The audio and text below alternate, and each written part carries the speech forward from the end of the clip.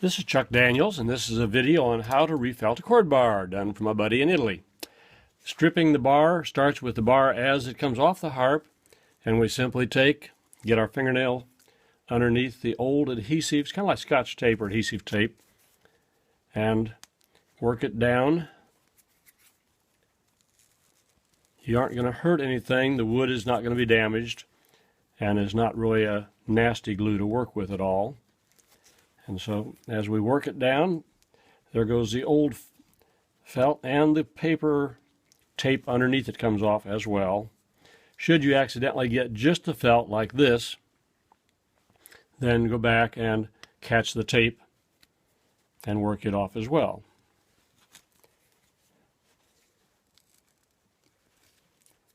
This will be a whole lot cheaper and quicker than trying to have you mail the harp back to me here in the U.S. Sometimes I get lucky and these come off in one long strip, but the way I cut them, usually I've cut the tape underneath there when I cut the felt. Okay, there's a clean bar now. The next little trick is to put on new felt. New felt comes in a strip. It has got a paper backing on it, and the only trick here is if I start at this end with a hole, center it very carefully so that it doesn't go sideways on you. And then if you'll note my hand, I keep a little finger between the felt and the bar, and then my two fingers here, trying to watch this camera system, and I very carefully slide and guide this felt to stay put. And usually I work with a bar in kind of a vertical position like this, going right on down with a longer piece.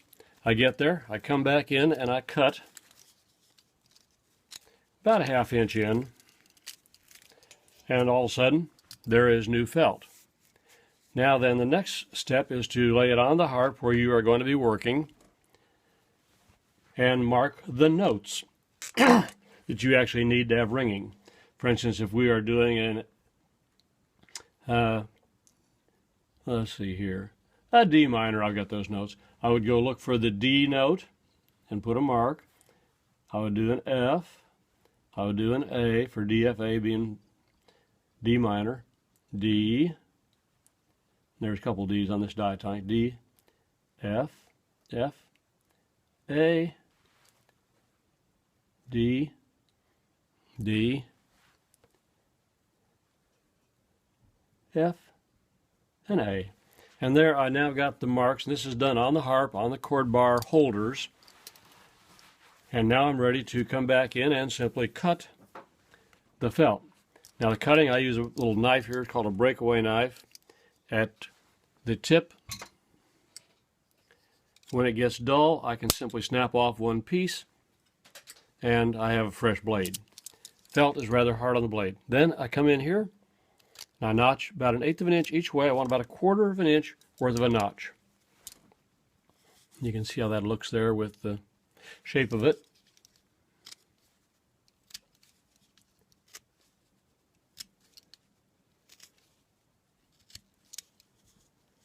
Get rid of the pieces.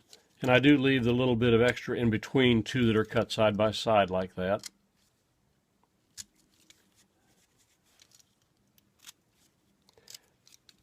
The only tricky part here is it's got to be a wide enough slot that it does not let the string touch the edges of it. Otherwise you will not get a full ringing sound out of the string.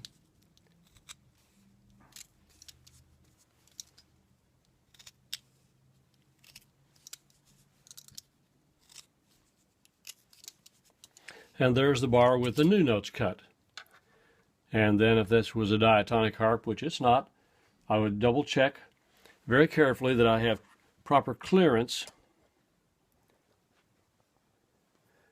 that the string is centered in the notch. Better than move the camera. I'm playing with a brand new tripod assembly here.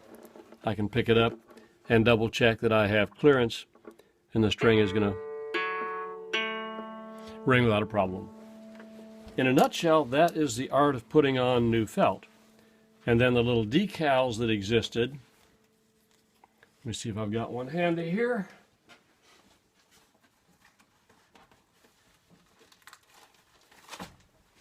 These are the labels. Let me dig one out here just for sake of practice. I would send you just the ones you need. Obviously, they come in a big sheet, and they are pre-stickied. I get a sharp knife underneath the edge of them. Gently lift it off of there with a little bit of luck. And there is my new sticker. Then I simply lay that onto the chord bar, smooth it down, and we are then marked with whatever it is. And that is a short course on how to refelt a bar.